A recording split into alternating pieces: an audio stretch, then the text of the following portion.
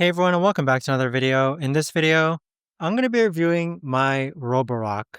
So I've had this for quite some time now, and as you can see compared to other models, this Roborock does a really good job of not pushing against items.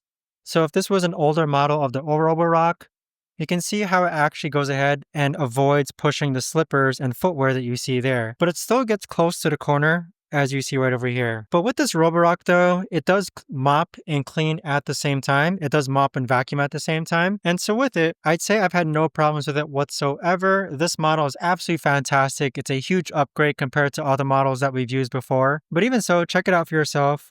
You can see it avoids obstacles. It's able to pick up dirt. It's able to mop. And with that being said, this is the Roborock. I've had no problems with it whatsoever. Now, it does have a self-cleaning mechanism that docks over here.